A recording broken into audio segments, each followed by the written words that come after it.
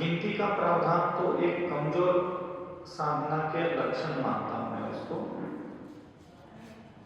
जब हम निद्रावस्था में होते हैं तो हम पुरुषार्थ तो नहीं कर सकते, लेकिन निद्रा से उठने की से लेकर के पुनः हम निद्रा में जाते हैं, तब तक हमें निरंतर अपने मानस में, अपनी वाणी में, अपनी क्रियाओं में मंत्र निकट रखना चाहिए।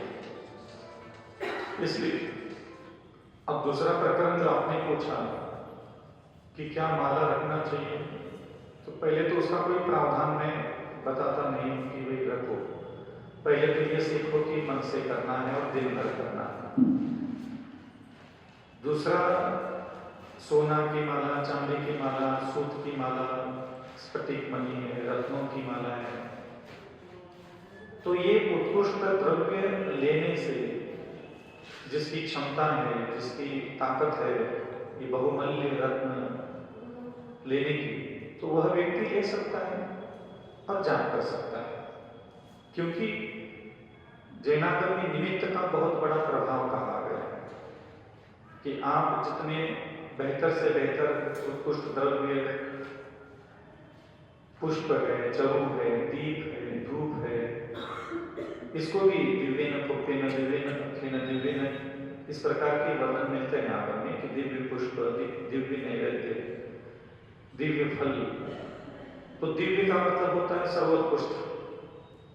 तो अगर आपके पास धन है, वैभव है, संपदा है, तो आप अनेक प्रकार के रत्न की माला भी ले सकते हैं, सोना चांदी की माला भी ले सकते हैं। और क्षमता नहीं है, लगता है कि नहीं अपन को नहीं उसके पास, तो आप सूत की माला भी आप जान सकते हो। ये मन की प्रसन्नता मात्र के लिए होता है। अब किसका मन किसमें प्रसन्न है ये वह स्वयं ही जाने। लेकिन कभी ये नहीं जानना चाहिए कि मैं गरीब हूं और सोने की माला आ जाएगी तो मेरे जान अच्छे हो जाएंगे, नहीं हो पाएंगे, क्योंकि आपको उसका शल्य बना रहेगा। इसलिए निशल्य व्रती वही माला जपने के लिए माला का उपयोग करे जो आपकी शक्ति है, जो आपकी आर्थिक स्थिति है। उसके बाहर जाकर के आपको एक्स्ट्रा ऑर्डिनरी कुछ भी करने की कोई जरूरत, क्योंकि ये सारे साधन, सारे माध्यम हमें धर्म ध्यान करने मात्र के लिए है। कभी किसी दिन मान लो आपकी क्षमता नहीं थी चांदी के, सोने के, रत्नों की माला खरीदने की, लेकिन जुगाड़ करके करके करके करके करके आपने बना दिया और किसी दिन वो खो गई, धर्म ध्यान गया पानी में, महीनों तक आपके मन में उसी का दर्द बना रहेगा। तो इसीलिए आपकी जो आर्थिक स्थितियां हैं और पारिवारिक स्थितियों को ध्यान में रखते हुए आपको सूत की माला, चांदी की माला, सोने की माला, रत्नों की माला उपयोग में लाना चाहिए। क्या बड़ी माला फेरने से अथवा बड़े महंगे माला लेने से क्या ज्यादा पुण्य का लाभ होता है? नहीं। पुण्य ज्यादा आना है क्या कम आना है ये माला तय नहीं करती, ये आपकी बौद्धिक स्थिति तय करती है। माला फेरते समय आपके मन में जो सर्वोत्कृष्ट गुण होना चाहिए, दयालुता, करुणा, विनय, नम्रता, सरलता, मृदुता, सौहार्द भावना, तो इन हृदय की सुंदरता, बुद्धि की सुंदरता की वजह से माला, स्तोत्र, स्तुति, पठन पाठन, अध्ययन आदि करते समय अधिक मात्रा में पुण्य का बंध होता है। जैसे मान लीजिए मैं आहार के लिए जाता हूँ और आहार के लिए जाते तो हम किसी ने सोने का पाटा लगा दिया, अब सोने का पाटा लगाने से तो 15 रोटी थोड़ी ना मेरे पेट में जाएगी, नहीं नहीं, ज्यादा अच्छे से आहार हो जाते। तो काय का आहार तो उतने जाएंगे जितने हाथों में लंबाई चौड़ाई हो, जितनी भूख है। तो ये उपकरण जो है ना, ये माध्यम है हमारे मन की प्रसन्नता के लिए। इसलिए मैं कभी ये नहीं कहता कि सोने की माला फेरोगे तो ज्यादा फल मिलेगा, नहीं, ये ऐसा संभव नहीं होता, ये ध्यान रखना हमेशा। इसलिए अपनी मनस्थिति, अपनी बुद्धि को ध्यान में रखना चाहिए, शांत हृदय से मन को दयालु बना करके फिर आप मंत्रों का उच्चारण कीजिए, बहुत अच्छा मंत्र का फल मिलेगा। अगली जिज्ञासा के लिए साथी जी महाराज के भाई, मेरे मुनिवर को बारंबार नमस्ते। ये मुनिवर मुझे बोलना सिखाइएगा। नहीं, शंका पूछो, सिखाने की थोड़ी होता है, तो शंका समाधान शंका ये है कि सुनने में हमें क्रोध आ जाता है जरा सी बातों में। क्रोध आता है, कोई बात नहीं, लेकिन क्रोध करना भी सीखना चाहिए। आप जब भी क्रोध करोगे, गंदे शब्द, मलिन शब्द, अभद्र शब्द, कुटिल शब्द, वक्र शब्द, कर्कश ध्वनि में आप कभी भी क्रोध प्रकट नहीं करोगे। आपको जब भी क्रोध आए तो आप बिल्कुल शालीनता से, सभ्यता से, मर्यादा में रहते हुए सामने वाले व्यक्ति को अधिक पीड़ा ना मिले, इस प्रकार से आप क्रोध प्रकट कर दो। आप गृहस्थाश्रम में हैं तो आपके पास अप्रत्याख्यान क्रोध मान मायालोक करने की क्षमता होना चाहिए, उससे अधिक नहीं। कभी भी दूसरों का विनाश हो, दूसरों का अन्य प्रकार के नुकसान आदि हो, पता ना हो, इस प्रकार का क्रोध ना करें। तो क्रोध आता है और वो प्रकट कर सकते हैं तो कोई बात नहीं, आपको कोई क्रोध पर विजय प्राप्त करने की आवश्यकता नहीं है। बस आपको सभ्य तरीके से अपने परिवार का, लोगों का मान सम्मान, अपन समाज में रहते हैं, व्यापार करते हैं, तो वहाँ ऐसा नहीं है क्रोध से व्यापार में नुकसान हो, परिवार में हमारे रिश्ते बिगड़ जाए। तो अत्यधिक विकृत होकर के क्रोध कभी भी नहीं करना चाहिए। तो इसलिए आप दूसरा मधुर शब्दों का उपयोग करें, बोलते समय अपनी टोन भी अच्छी बनाए रखें। इतना करने मात्र से आपके मन में शांति का अनुभव भी मिलेगा और आपके रिश्ते कभी खराब नहीं होंगे। यदा कदाचित कभी हम कहीं बैठते हैं, बार बार छोटी छोटी बातों में भी क्रोध आता है, तो ऐसे समय में हमें पुनः चिंतन करने की ज्यादा आवश्यकता होती है। जितना हम आंख बंद करके भगवान के सामने शांत बैठ करके अपनी आत्मा का संबोधन करेंगे, जैसे कि मैं अपने आप को संबोधन करता हूँ, हे अविचल सागर, शांति से रहना, शांत रहना, सरलता से रहना। हाँ, किसी से बात करते समय अपन को उटपटांग भाषा का उपयोग नहीं करना है, कोई बात नहीं। अपने भाग्य में अगर महीने में 20,000 रुपये लिखे हैं, वो तो कोई लेके जाएगा नहीं। इसलिए अपने परिवार का पालन पोषण करने के लिए तुम ये जो अत्यधिक क्रोध मान मायालोक करते हुए ठीक नहीं है। थोड़ा सा शांति से घर में, दुकान में रहा करो, जिसके कारण तुम्हारे पूर्व जन्मों के पाप कर्म भी आसानी से निकल जाएंगे और नया पाप कर्म का बंध भी बंधेगा नहीं। इसलिए अविचल सागर, तुझे शांति से रहना चाहिए। तो आप स्वयं को ऐसे संबोधन दीजिएगा तो आपके अंदर की कषाय जो है धीरे धीरे शमन को प्राप्त हो जाती है। तो सर्वप्रथम अपनी कषायों को विजय प्राप्त नहीं कर सकते तो शमन करना चाहिए, शमन के उपरांत फिर दमन करना चाहिए, दमन के उपरांत फिर कषाय विजय की बात आती है। तो यहाँ उत्पन्न होने वाले निमित्त प्राप्त करके उत्पन्न होने वाले कषायों को अपन ही अपनी बुद्धि को समझा करके उन उत्पन्न होने वाले कषायों का शमन करे। अगली जिज्ञासा के लिए मैं भारती जय को आमंत्रित करती हूँ कि वो आए और तैयार करें अमित कुमार की, अमित जैन त्यागवृत्ति संयोजक कपड़े पंचायत।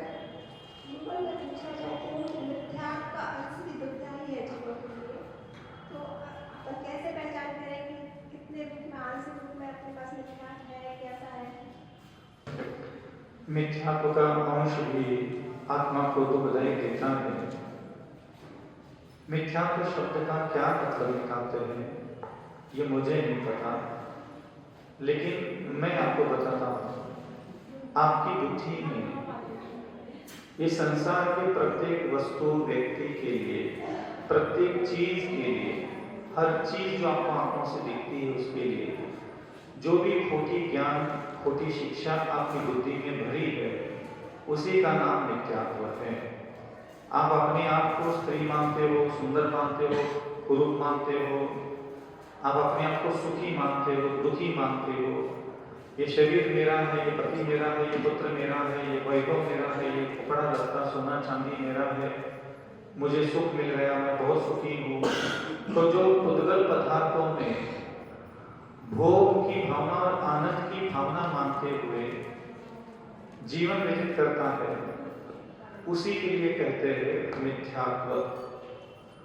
मिथ्यात्व का मतलब ये नहीं कि तुम सच्चे गुरु शास्त्र को पूजने लगे इसलिए मिथ्या दृष्टि नहीं हो, और सम्यक का मतलब यह नहीं होता कि आपने देवगुरु शास्त्र को आस्था रखी तो सम्यक दृष्टि हो गया। देवगुरु शास्त्र के ऊपर आस्था रखने से सम्यक दर्शन प्राप्त होने की संभावना मात्र होती है। मिथ्यात्व जो शब्द आता है, लोग ये अर्थ समझते हैं कि जो हमारे धर्म के देव गुरु शास्त्र है उनको मानना और उनके अलावा और किसी को भी मानते हैं हम तो मिथ्या दृष्टि हो गए हो, ऐसा नहीं है। इसका दूसरे देवी देवताओं से कोई लेना देना नहीं है, ये ध्यान रखना। क्योंकि जो देवी देवता आपको मिले ही नहीं है उनको छोड़ने से आपको क्या मिलेगा? छोड़ कैसे सकते हो? बताओ, आपको दूसरे जात के देवी देवता आपके भाग्य में मिले क्या? तो उनको नहीं पूछ करके आपको क्या इनाम मिलेगा? बताओ, आपको जिस माता ने जन्म दिया, मैं उस मां को ही मां बोलता हूं, ये कौन सा ज्ञान हो गया? कोई विशेष ज्ञान है? सामान्य ज्ञान है। मैं दुनिया की किसी भी स्त्री को मां नहीं मानूंगा। अरे मां नहीं मानूंगा मतलब क्या होता है क्या तुम्हारे जो मानूंगा बोल सकते हो क्या? तो तुम्हारी अन्य जगत की स्त्रियां जब तुम्हारी मां है ही नहीं तो तुम ये कसम खा के बैठे मैं उसको मां नहीं मानूंगा, तो मां नहीं मानने की कसम खाने की क्या जरूरत है? वैसे ही वो है ही नहीं तुम्हारा। तो जो सम्यक दर्शन है और जो मिथ्या दर्शन है उसका देवगुरु शास्त्र से कोई लेना देना नहीं है। देवगुरु शास्त्र एक माध्यम हो सकते हैं आपको सम्यक दर्शन प्रदान करने में। तो भगवंतों के मुख से शरीर का लिए जो ज्ञान दिया गया, वस्त्र के लिए जो ज्ञान दिया गया, भोजन के लिए जो ज्ञान दिया गया, सोना चांदी जमीन जायदाद मकान, इसके लिए जिनेन्द्र भगवान के द्वारा जो पुद्गल है ऐसा कहा गया, ये पुण्य से प्राप्त होता है पाप से नष्ट होता है ऐसा कहा गया। तो क्या आपकी बुद्धि शरीर को शरीर और आत्मा को आत्मा मानती है? नहीं मानती। मैंने शरीर का आनंद ले लिया, मैंने भोजन का आनंद लिया, मैंने वस्त्र का आनंद लिया, मैंने सोना चांदी प्राप्त कर लिया, मेरी किस्मत खुल गई, मैं सुखी हो गया। अगर ये परिणाम आपके पास विद्यमान है समझ लेना मिथ्या दृष्टि है ऐसा। तो जो तत्वार्थ श्रद्धान सम्यक दर्शनम, ये जो शब्द आया है इस शब्द को भी हमें समझना होगा कि इसमें भगवान ये चाहते हैं तत्वार्थ श्रद्धान सम्यक दर्शन। तत्व शब्द का मतलब क्या होता है? तो तत्व क्या है? तो जिसके बारे में दिन भर आपका दिमाग सोचता है, जिसको आपकी आंखें दिन भर देखती है, जिसको आप चख रहे हो, जिसको आप सुन रहे हो और जिन जिन चीजों को आप जीवन पर छू रहे थे उसी को तत्व कहते हैं। और भगवान कहते हैं कि इस तत्व को, तत्व माने पदार्थ, शरीर है, ये सब जो अपनी आंखों से दिख रहा है, कानों से सुनाई दे रहा है, ये हर चीज जो दुनिया में बिखरी पड़ी है यही तत्व है। और भगवान कहते हैं अर्थ सम्यक दर्शनम, यह वस्तु यह पदार्थ जिस रूप में है उसको उसी रूप में विश्वास करना सम्यक दर्शन कहलाता है। अब तत्वार्थ श्रद्धान सम्यक दर्शन का मतलब क्या निकला फिर? तो ये शरीर आपको आपकी आंखों से दिख रहा है कि नहीं दिख रहा है? तो ये शरीर आपको दिख रहा है, इस शरीर देखने के बाद आपके दिमाग में जो शब्द पैदा हो रहे हैं कि ये सुंदर है, कुरूप है, प्रिय है, अप्रिय है, मेरा है, पति है, पत्नी है, मुझे इसको स्पर्श करना है, भोगना है, देखना है, इसका आनंद लेना है, अगर ये शब्द उत्पन्न हो रहे हैं तो आपके अंदर खोटा ज्ञान है, खोटी बुद्धि है, इसी को मिथ्यात्व कहते हैं। जैसे अभी आपके घर में चले जाओ, आपने सोना पहना, तो सोना चांदी आपने पहना है, तो आपके दिमाग में उसके लिए क्या ख्याल है? ये सोना है, मेरा है, बड़े पुण्य से आया है, मैं पहनता हूँ तो मुझे बहुत अच्छा लगता है, मैं सुंदर दिखता हूँ, हाँ, ऐसा ऐसा ख्याल आता है सोना चांदी को देख करके। तो सोना चांदी को लेकर के भगवान ने शास्त्र में क्या ज्ञान दिया? तो ये नाशवान है, पुण्य से प्राप्त होता है, धातु है, मिट्टी की उगाल है, क्षणभंगुर है, आज है कल चला जाएगा, इस पर मोहित नहीं होना चाहिए। ये जिनेंद्रों ने उस सोना चांदी के लिए ज्ञान दिया, वो हम अपनी बुद्धि में रख करके जिंदगी गुजारते हैं ही। तो इसको कहते हैं मिथ्या दृष्टि। तो जो बाहरी पदार्थों को प्राप्त करके, उद्गल पदार्थों को प्राप्त करके, भोग करके मैं आनंदित हो गया, मैं पुण्यवान हो गया, मैं सुखी हो गया, ऐसी जिसकी कल्पना है वही वास्तविकता में मिथ्या दृष्टि है।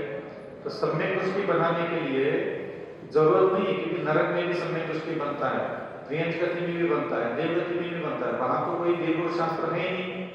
एक मेंढक के बाद भी सम्यक दर्शन आ रहा है, तो कैसे आ रहा है? तो उसके पूर्व संस्कार कारण अधिगम जब निसर्ग जो भेद बताए सम्यक दर्शन के, तो उसके कारण वहां उसके संस्कारों में ऐसा ज्ञान प्रकट होता है कि ये उद्गल है, ये आत्मा है। तो ये बहुत गंभीर और बहुत विवेकवान व्यक्तियों के द्वारा ही सम्यक दर्शन धारण किया जाता है।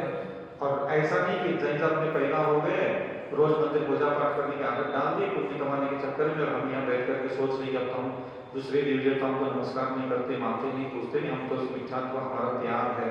मिथ्यात्व का त्याग ऐसे दूसरे देवी देवताओं को छोड़ने से नहीं होता है। तुम्हें मिलेगा तो उसको छोड़ने से तुम्हें भगवान इनाम दे दे। हाँ,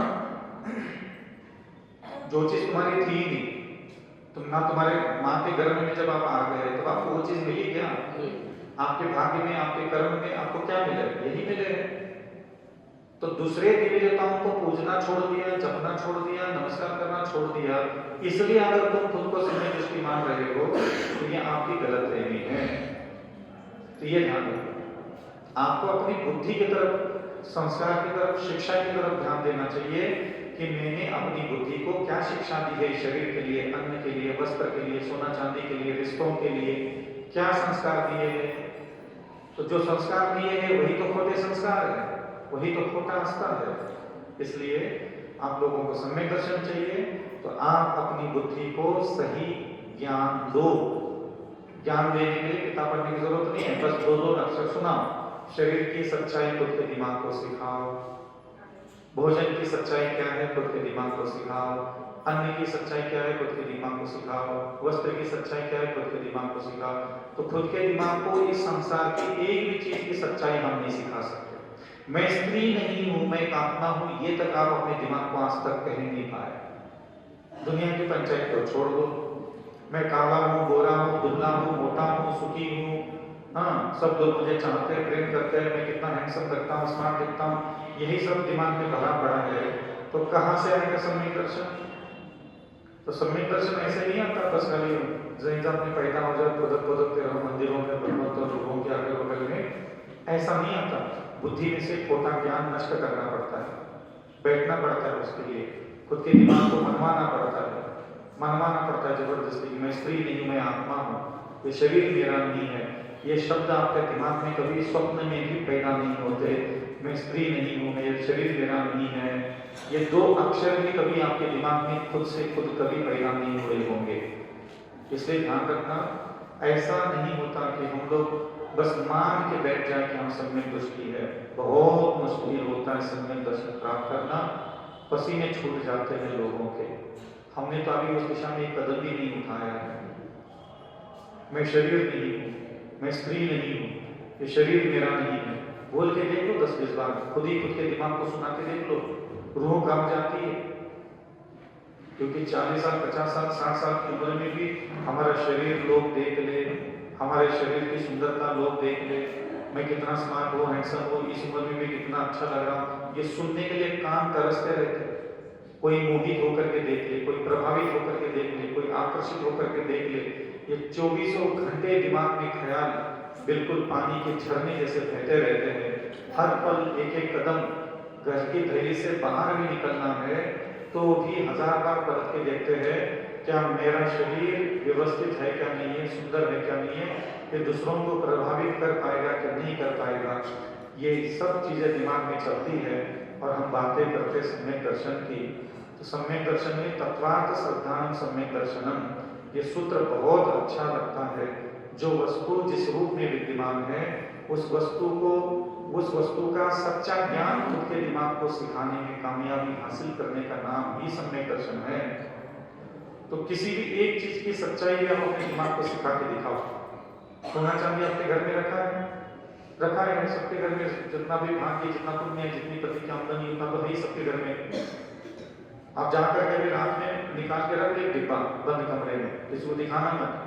अब चेक कर लेना तुम्हारा दिमाग इसको, ये मिट्टी है, नाशवान है, छनभंगुर है, नासिक है, पुण्य से आया है, कर पाप से चला जाएगा, चोरी चला जाएगा तो जाने दो, नष्ट हो रहा है तो होने दो, इस उद्गल के लिए मुझे क्या तड़पना, क्या बेलकना, हाँ ये सोना चाहिए तो क्या हो गया, कौन सा मैं मृत्यु के बाद इसको साथ लेके जाने वाला हूँ। जब तक है तब तक शांति से पहन भी लूंगा तो दूसरों को मोहित करना, प्रभावित करना, आकर्षित करना, दूसरों को रिझाने के लिए सारे सोना चांदी का मैं उपयोग नहीं करूंगा। जब ये शरीर ही मेरा नहीं है, सोना चांदी मेरा कैसे हो सकता है। तो आप ये ज्ञान सोना चांदी का डिब्बा सामने रख करके खुद के दिमाग को सुना के देख लो, मना करेगा वो। एक अक्षर भी जैन जात में पैदा होने के बाद से लेकर के अभी तक एक अक्षर जिनेंद्र भगवान का आज तक आप अपने दिमाग को सिखा नहीं पाए। एक अक्षर भी आप अपने दिमाग को सिखा नहीं पाते, बोल नहीं पाते आप अपने मन को, दिमाग को कि चलो मित्र सागर जी अपने को तो क्षमा करना है सबको, बोल के देख लो। आप अपने दिमाग को ये समझा के दिखाओ कि जिंदगी में जितने जितने लोगों को तुमने दुश्मन मान के बैठा सबको क्षमा करना है इस बार। आज रात में सबको क्षमा करके हम कलेजा ठंडा करके सोएंगे। ले लो, बोल के देख ले।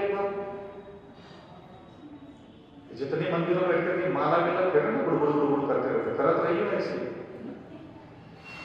एक अक्षर बताओ जो तुमने तुम्हारे दिमाग को सिखाया। बैठ करके कभी खुद को सिखाने के लिए बैठे हो, देख अविचल सागर तुझे क्षमा करना चाहिए, अविचल सागर तुझे क्षमा करना चाहिए, अविचल सागर तुझे भगवान क्षमा करते हुए देखना चाहते हैं, अविचल सागर यार क्षमा कर लो ना, मान जाओ, कोई बात नहीं, मान जाओ, क्षमा करते हैं, भगवान की इच्छा को पूरी कर लेते हैं। एक बार में कभी एक अक्षर भी सिखाने के लिए हम नहीं बैठे। बैठ करके मोक्ष जा रहे, स्वर्ग जा रहे, ये कर्म कर रहे, वो कर्म कर रहे, सब बातें हैं, बातों का जमा खर्च, बातों के बताशे है ये सब। तो मैं इन चीजों में नहीं पड़ता। मैं हमेशा दिन में कुछ ना कुछ तो खुद को बैठ करके अकेले में खुद ना कोई एक भगवान का ज्ञान खुद ही दिमाग को सिखाता रहता हूँ, खुद ही खुद को सुनाता रहता हूँ, खुद ही खुद को समझाता रहता हूँ। अविचल सागर शांत रहना चाहिए, अविचल सागर शांत रहना चाहिए, हे अविचल सागर शांत रहना चाहिए, शांति से देख लो, शांति से सुन लो, शांति से बैठ जाओ। मैं खुद ही खुद को सुनाता रहता हूँ। क्या सिखाया बताओ तुमने अभी तक खुद के दिमाग को? कोई नहीं सिखाता है। ऐसे ही जन्म लिया, ऐसे ही बड़े हो गए, ऐसे ही शादियां हो गई, थोड़ा बहुत संसार के शरीर है, अन्न है, वस्त्र है, मुट्ठी भर सोना, जूते, चप्पल, एक दिन बूढ़े होकर के कोने में पड़े रहोगे, घर के लोग इंतजार करेंगे, आज मर रही है, कल मर रही है, मेरे मोड़ी की शादी आ रही है 1 महीने के बाद, तब तक जिंदा रहेगी नहीं, मरेगी, महाराज मर जाए तो अच्छा है, शुक्र बात है, में शादी हो जाए मेरे बच्चे की। तुम लोग आज जितनी बाइयां बैठे हो ना, हाथ पैर चल रहे, किस्मत वाले हो, बूढ़े होकर के घर में जाकर के दादियों की हालत देख लो, बहुत बुरी हालत हो जाती है वृद्धावस्था में। स्त्री पर्याय में हो तो जितना ज्यादा विवेक, जितना ज्यादा अपनी आत्मा को बलवान शक्तिशाली बना सकते उतना बलवान शक्तिशाली बनाओ। पुण्य से ज्यादा, पुण्य से आत्मा बलवान नहीं होती, ध्यान रखना। आत्मा बलवान बनती गुणों से, ये हमेशा याद रखना। आप जितना ज्यादा गुणवान बनने की दिशा में मेहनत करोगे, आप देख लो, मुझे पाप काटने की जिम्मेदारी छोड़ दो और पुण्य कमाने की जिम्मेदारी भी छोड़ दो। आप सिर्फ इतना जिम्मेदारी लो आज के बाद, मुझे मरने के पहले गुणवान बनना है। आप ये सोचना चालू करो। क्या सोचना है आपको? मुझे गुणवान बनना है। पहले तो ये संकल्प ले लो, फिर आप क्या गुणवान बनना है? तो 10 धर्म होते हैं, ये गुण पैदा करते हैं, क्षमावान, दयावान, करुणावान, विनयवान, सरल स्वभावी, परोपकारी, सहिष्णु, मधुर वचन बोलने वाला, विनम्र, ये गुण कहलाते हैं। तो ये सारे गुणों के पीछे भी मत भागना। क्या करना? एक कोई भी शब्द चुन लो, जिनेंद्र भगवान के मुख से निकला हुआ कोई भी एक शब्द चुन लो और आप ये बोलना कि मैं अगले 10 साल में स्वयं को, जैसे मान लो जो मैंने अविचल सागर जी ने दया शब्द चुन लिया, ठीक है। अब मैंने कसम खाई पिछले 15 साल पहले कि मैं अविचल सागर अपने आप को संपूर्ण दयावान बनाऊंगा अगले 10 साल में। मेरे दिमाग में सोचना दया से, देखना दया से, बोलना दया से, सुनना दया से, भोजन करना दया से, चलना दया से, व्यापार कर लो दया से, घर गृहस्थी चला लो दया से। जितना ज्यादा मन में, वाणी में, इंद्रियों में दया भर सकते उतना भर लो। दुश्मन के बारे में भी सोचना पड़े तो उसके लिए दया से सोचो।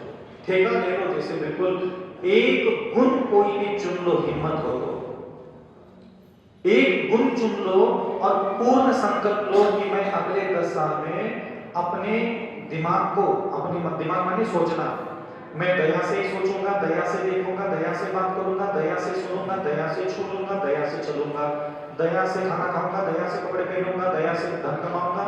सारा व्यवहार, उठना बैठना, सुबह से लेकर शाम तक हर काम में दया है।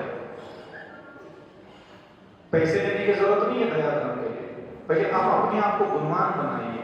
मेरी खुद के सामान पूर्व जन्मों में मैंने मेहनत की है, मेरे को पुण्य से सिर्फ पैसा नहीं मिला, पुण्य से आपको ये आंख मिली है, ये नाक मिली है, ये जबान मिली है, ये कान मिले हैं, ये हाथ पैर मिले हैं। पैसा तो तेरा पुण्य कर्म के उदय में जिंदगी में 10 साल आएगा, 20 साल तक ठीक मांगे रहोगे, लेकिन ये आंख, ये नाक, ये दिमाग, ये हाथ, ये पैर, ये जबान, ये तुम्हारे मरते दम तक साथ में, ये पुण्य का ही है। ये तुम्हें पुर्गल मिला है, पैसा भी पुर्गल है, शरीर भी पुर्गल है, लेकिन ये तुम्हारे प्राणों के अंतिम समय तक रहेगा। तो जिनेंद्र भगवान के शासन में ये जितनी जीवनी लिखी गई है, ये तुम्हारे पूरे शरीर को सुंदर बनाने के लिए मात्र लिखी गई है। ये सारे शास्त्र, एक तुम्हारा मन, तुम्हारी आंखें, तुम्हारी नासिका, तुम्हारी जबान, तुम्हारे कान, तुम्हारे हाथ पैर गुणवान बने, इसलिए लिखी गई है। कोई भी जिनेंद्र भगवान आत्मा का कल्याण करने की गारंटी नहीं लेते। वो तुम्हारा काल लब्धि उत्पन्न होने के बाद ही कल्याण होने वाला है। काल लब्धि उत्पन्न होने के पहले तुम्हारे खुद 24 करोड़ों का भला नहीं हुआ, वो खुद का भला नहीं कर पाए, 1 सेकंड पहले तुम्हारा क्या खाक कर पाएंगे वो?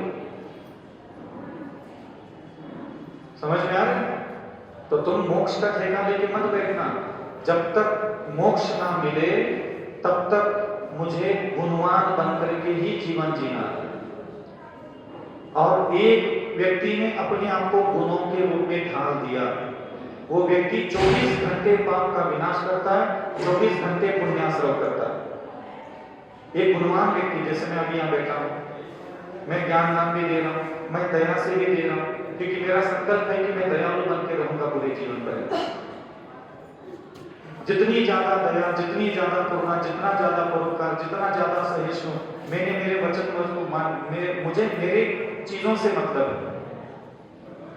ये पैसा उठा करके मंदिरों में पैसा उठा करके फेंकने से, अगर तुम सोच रहे हो कि साढ़े मास के अंदर के आत्मा और कोई मन का कोई कल्याण भला होने वाला हो, तो जाओ कहीं और जाकर बैठ जाओ। जिनेंद्र भगवान के शासन में खेल खिलौने नौटंकियां नहीं चलती कि तुमने 1 करोड़ दे दिया, 2 करोड़ दे दिया, 10 लाख दे दिया, तुम बड़े आत्मा तुम्हारी करोड़ों विषय से ऊपर उठने वाली है। ऐसी आत्माएं ऊपर नहीं उठती पैसे के बंडल इधर से उधर फेंकने से। आत्मा ऊपर उठती है उसके अंदर के दुर्गुणों की विनाश होने से, सद्गुण स्थापित करने से। पुण्य से नहीं होता कल्याण, गुणों से कल्याण मंगल होता है। पुण्य से सिर्फ भोग मिलते हैं दोबारा।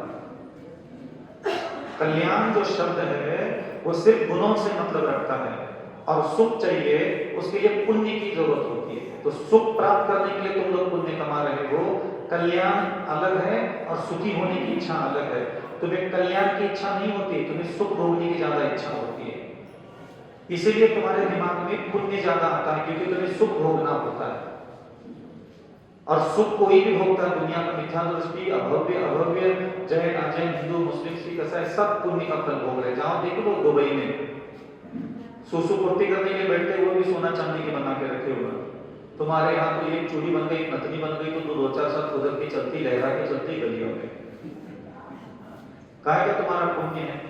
पुण्य किसको बोलते जाके देख लो, थोड़ा सा यूट्यूब खोल के देख लो, पता चलेगा पुण्य कहाँ होता। इसलिए ये चुचोरे हरकतें नहीं करते। अपन जिस कुल में पैदा हुए हैं, हम कितने भी पाप, कितने भी अधर्म, कितने भी खोटे संस्कार लेकर के क्यों न पैदा हुए हो, ये ऐसा जिनेंद्र भगवान का शासन महान है जिसने यहाँ का रहस्य समझ लिया, और समझने के बाद उसके अनुसरण कर लिया, तो भी अगले जन्म जन्मांतर में कभी न कभी आप तीर्थंकर ही बनोगे और संसार सागर तभी पार होगा। लेकिन गुणवान बनना है, ये दिमाग में रखो, पुण्यवान नहीं। मुझे पाप करना है ये दिमाग से हटा दो, मुझे बहुत पुण्य कमाना है ये भी दिमाग से हटाओ। सिर्फ इतना दिमाग में रखो कि अगले 5 साल में मुझे कुछ ना कुछ तो एक गुण प्राप्त करना है, और वह गुण मेरे दिमाग में होना चाहिए, मेरी आंखों में होना चाहिए, मेरी वाणी में होना चाहिए, मेरे कान में होना चाहिए, मेरे हाथ में, मेरे पैर के तलवों में वह गुण होना चाहिए। बस ये सोचो आप अपनी चीजों में, ये मेरा वैभव है। करोड़ों जन्मों तक भटकने के बाद ये आंख, ये नाक, ये जबान, ये कान, ये हाथ और ये पैर मिले हैं। ये किसी की पत्नी बनने के लिए, किसी का पति बनने के लिए नहीं मिले थे, और ना ही किसी की पति है ना पत्नी है ना कुछ नहीं है। ये सब करोड़ों जन्मों की साधना दुख भोगने के बाद ये 80 साल के लिए इंसान का शरीर मिला है। इसकी कीमत ही नहीं जानते। दूसरे लोग इसको देख करके पसंद करते तो हमें लगता है कि हम बहुत बड़े तीस मार खा रहे हैं। अरे तुम खुद ही इससे तो प्रभावित हो जाओगे, इसका मूल्य तो समझिए क्या मिला है। इतने सारे जीवन पर आपने देव दर्शन, देव पूजा, गुरु की उपासना, स्वाध्याय, संयम, तपन जो आता है, तो आप लोगों को यही सब पूछता है। आप लोग सब लोग हाँ बोल के जवाब देते हो कि हम रोज मंदिर जाते हैं, रोज पूजा करते हैं, रोज संध्या करते हैं, रोज भोजन में वैसे डालते हैं, आलू नहीं खाते, प्याज नहीं खाते, सब करते हैं। आज अगर मैं आपको पूछूं कि आप स्वर्ग किसके दम पर जा रहे हो, मैंने एक प्रश्न पूछा आपको कि अगर आप आज स्वर्ग जा रहे हो तो किसके दम पर जा रहे हो? आपके पास ऐसी उंगली है, हाथ है आपके पास, आगे करो ऐसे, उंगली आगे करो ऐसे, ऐसे ऐसे अपनी तरफ करना, उंगली ऐसे नहीं करना, ऐसे। और अपने शरीर के किसी भी बॉडी के एक पार्ट पर रख लो, पैर के अंगूठा, पैर का तलवा, घुटना, पिंगली, कमर, जंघा, पेट, छाती, हृदय, कंठ, जबान, नाक, कान, आंख, दिमाग, कर लो ऐसे। अच्छा, हाथ नीचे नहीं करना जब तक मैंने। अब मुझे बताओ तुम्हारे शरीर का कौन सा अंग जैन धर्म के हिसाब से काम करता है? तुम जिन भर बोलते रहते हो मैं धर्म करता हूं, मैं धर्म करता हूं, रोज धर्म करते हैं, रोज धर्म करते हैं। तुम खुद बोलते हो कि मैं धर्म करता हूं, बोलते हो कि नहीं बोलते? बताओ मुझे तुम्हारे बॉडी का कौन सा पार्ट धर्म का काम करता है, ये बताओ। दिमाग धर्म का काम करता है, आंखें धर्म का काम करती है, नाक धर्म का काम करती है, जबान धर्म के हिसाब से चलती है, क्या कान जैन धर्म के हिसाब से चलते हैं, हाथ पैर जैन धर्म के हिसाब से चलते हैं? बताओ तो सही। तुम्हारे शरीर में कौन सा अंग ऐसा सत्कर्म करता है कि जो तुम्हें स्वर्ग ले जाने के लायक है? कोई है? तुम्हारे मन में ऐसी क्या अच्छाइयां है कि तुम्हें लगता है कि मेरे मन में ये अच्छाई होने के कारण मेरा स्वर्ग मिल सकता है? तुम्हारी वाणी में कौन सी अच्छाइयां है जिसके कारण तुम्हें ये लगता है कि मेरी इस अच्छाई के कारण मुझे स्वर्ग मिल सकता है? मेरी आंखों में ये अच्छाइयां है इसलिए मुझे लगता है कि स्वर्ग मिल सकता है। मेरी वाणी में, मेरे कान में, मेरे हाथ में, स्पर्शेंद्रिय में, घ्राणेंद्रिय में कहीं तो कोई अच्छाई हो तो बताओ, जिसके दम पर तुम ऐड करके बोल सको कि नहीं पक्का मेरा स्वर्ग है। बताओ मुझे कौन नरक ले जाएगा? ये मंत्र जपने के भरोसे, पूजा के थाली के भरोसे, यहाँ करके सौदे का धोती बन करके अभिषेक करने के भरोसे, ये बाहर की सारी हरकतें धार्मिक काम करके करके हमें उन चीजों से एहसास आने लग जाता है कि हम इतना धर्म करते हैं, इतना त्याग करते हैं, हमारा कौन क्या बिगड़ा, हमारा तो नरक कैंसल। ये मन ऐसे ही गुना की बंदर की कहानियां सुनाता है खुद ही खुद के दिमाग को। आप देख लीजिए ना, एक कोई भी नीच कुलों में उत्पन्न होने वाली कोई स्त्री ले लो और आपको भी मैं यहाँ खड़ा कर दूं और आपके सामने मैं किसी सुंदर दूसरे शरीर को भोजन की थाली को रखने के लिए देखने के लिए, तो दोनों एक ही तरीके से देख लोगे, मोह से आकर्षित होकर के, सम्मोहन होकर के। कैसे कहोगे तुम्हारा स्वर्ग मिल रहा है? तुम्हारी आंख में, तुम्हारी वाणी में, तुम्हारे कानों में, तुम्हारे हाथ पैर में, तुम्हें क्या चाहिए? कुल में जिस दिगंबर प्रतिमा के सामने बैठ करके तुम 3-3 घंटे बैठे हो, उनकी आंख कैसे काम करती है, उनके कंठ कैसे काम करता है, उनकी जबान कैसे काम करती है, उनका दिमाग कैसे सोचता है, उनके कान कैसे सुनते थे, उनके हाथ पैर कैसे काम करते थे, वो धरती पर पैर कैसे रखते थे, क्या कर क्या रहे थे तुम 40 साल तक वहां बैठ करके? जब ये सारी चीजें ठीक किए बिना जब वो भगवान नहीं बन पाए, तो ये सारी चीजें तुम ठीक किए बिना तुम कैसे भगवान बन सकते हो? वो भगवान बन पाए क्या? और जरूरी नहीं कि अपन मुनि बनकर की चीजों को ठीक किया जा सकता है। गृहस्थ में ही ये सब चीजें आगे से जाना तो गृहस्थ में ठीक किया जाता है। पति पत्नी का रिश्ता निभाने के इसलिए वो गुलछड़े उड़ाते बैठो हमारी जिंदगी भर। पति और पत्नी तो एक बहाना है ताकि दोनों ही भोजन, औषधि, शरीर की जीवन की सुरक्षाओं के साथ वहां साथ रहे और दोनों ही साथ रहते हुए अपने अंदर दया का विकास, करुणा का विकास, नम्रता का विकास, मधुरता का विकास, वैराग्य, निर्मोहता की तरफ दोनों साथ में आगे बढ़ सके, इसलिए विवाह करने के लिए कहा था। तुमने विवाह का मतलब तो कुछ और ही लगा दिया और बैठ गए उसमें जाकर के, जैसे कीचड़ में भैंस बैठती है, बैठ गई एक बार, वो बाहर आने का नाम ही नहीं लेती, मालिक परेशान, उसको मजा नहीं लगा उस भैंस का वहां कीचड़ में बैठ करके। अगर तुमसे भगवान ये नहीं चाहते तो तुम्हें गृहस्थों को क्यों बोला भगवान ने कि आओ पति पत्नी दोनों मिलकर के आओ और मेरे सामने बैठ के कहो काम धाम भी ध्वस्त ना है। अरे तुमसे चाहते हैं वो, तुम्ही से चाहते हैं, तुमसे कोई प्रॉब्लम थोड़ी ना। तुमने घर गृहस्थी क्या बसा ली, ऐठन मार करके बैठ गए, जवानी निकाली, बुढ़ापे में आकर के तो कब्जा करके बैठ गए मंदिरों के वेदी के सामने। 3 पूजा 2 पूजा नीचे दोष लग गए, उल्टे गुण लग गए, कहीं लेना देना। भगवान तुमसे घर गृहस्थी बसाने के बाद भी चुनाव विनाश नाए, मोहाधिकार विनाश नाए, संसार का विनाश नाए, तुमसे ये उम्मीद रख रहे थे। तब भी तुम्हें संन्यास लेने के लिए नहीं कहा जा रहा था, तुम्हें किसी ने नहीं कहा साधु बनने के लिए। लेकिन घर में रहने का मतलब ये नहीं था कि तुम दिन भर रहता फैला के बैठ जाओ। पूजा के बहाने से मंदिर बुलाया, देव दर्शन के बहाने से मंदिर बुलाया, दोनों पति पत्नी और सपरिवार पूजा करने के लिए अष्टदल के हाथ में दे दिए और बोल मेरे सामने अमिचल सागर, बोल गृहस्थ बोल, होके बैठो। कहां सख्त होकर के जीवन नहीं गुजारना, परस्त्री परपोषण की तरफ आकर्षित नहीं होना। और पति पत्नी के बीच में भी महीने में 1 दिन 2 दिन 5 दिन उम्र के हिसाब से ब्रह्मचर्य आगे बढ़ाते चले जाओ। अपने काम पर विजय प्राप्त करते हुए तुझे घर गृहस्थी में भी देखना चाहते थे। तुम बोलने के लायक भी हो यहाँ बैठ करके कि भगवान मैंने घर गृहस्थी बसा ली थी, 40 साल हो गए, 25 साल हो गए मुझे शादी के, अब मेरे अंदर की काम वासना मेरी पूजा करते थे, आगे चढ़ाते चढ़ाते 15-20% 30% मेरी नष्ट कर दी। क्या बोलने के लायक है हम लोग? बोले पूजा करने से हमारा कल्याण होता है। तुम्हारी पूजा की किसी दिन क्लास लगा हो तो पता चलेगा इनकी पूजा। कभी भोजन की थाली पर जिंदगी भर 2-2 5-5 बार खाना खा लिया, एक बार कभी भोजन की थाली पर मुझे आज मैंने भगवान के पास गया था और उनके सामने मैंने आज सुधार और विनाश का कार्य चढ़ाया, कभी तुझे खाने की थाली पर एक बार भी याद आई हो तो बताओ, लज्जा आई हो तो बताओ। अब तुम्हारे पर भगवान यहाँ पूजन की थाली लेके बैठे, भगवान का तुम्हारा गला घोट दिया करके, क्या भोजन करने के लिए जिस थाली पर बैठे हो वहां क्या देवता आकर के भगवान आकर के तेरा गला घोट दे कि हे डुगरी, आज तू खुदक खुदक करके भाव पूजा करके आई है, मैं तेरे ऊपर प्रसन्न हुआ हूं, अब मैं तुझे पराठा खाने नहीं दूंगा, हलवा खाने नहीं दूंगा, तो ऐसी जा। क्या तू किसी देवता को भी कम खाना खाने के लिए हाँ बोल देगी? अगर कोई देवता बगल में आकर के छुड़वा दे तेरी थाली तो गुस्सा करके फेंक देगी, चल बगल से।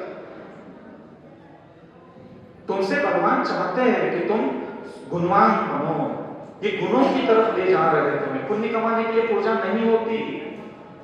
काम के ऊपर नियंत्रण करने वाला व्यक्ति चाहिए भगवान को, भोजन पर विजय प्राप्त करने वाला, सहन करने वाला, भूख की पीड़ा को सहन करने वाला व्यक्ति चाहिए। वो खाना खाने के लिए थोड़ी मना कर रहे हैं भगवान, खाना खाने के लिए मना नहीं कर रहे ना, तुम्हें स्वादिष्ट भोजन के लिए मना किया, खाओ खूब नमक खाओ, खूब मीठा खाओ, खूब जलेबी पकौड़ी बना करके रोज खाओ, लेकिन उस परमात्मा को एहसास भी तो दो। बढ़ती उम्र के साथ जिंदगी मौत की तरफ जा रही है, कब कौन कहां निपट जाए कोई भरोसा नहीं। अपनी मौत की तो फिक्र करो ना। तुम किसी के पति हो ना पत्नी हो ना कोई पुत्र हो ना बेटी हो ना कुछ नहीं हो, तुमने दूसरों का अपनी जिंदगी में अपना मनोरंजन करने के लिए लाए हो, तुम्हें दूसरों ने अपनी जिंदगी में उनका मनोरंजन करने के लिए लाया है। यहां ना कोई किसी का है ना कोई किसी का था ना कोई हो सकता है, कभी जिन भगवान खुद कहते हैं। सबके पास 5 शरीर है, सबकी इंद्रियां कंट्रोल में नहीं है। अपनी इंद्रियों को सुख देने के लिए किसने, एक कन्या लेके आया और किसी कन्या ने अपनी शरीर की इंद्रियों को सुख देने के लिए किसी पुरुष को जीवन में लेके आया।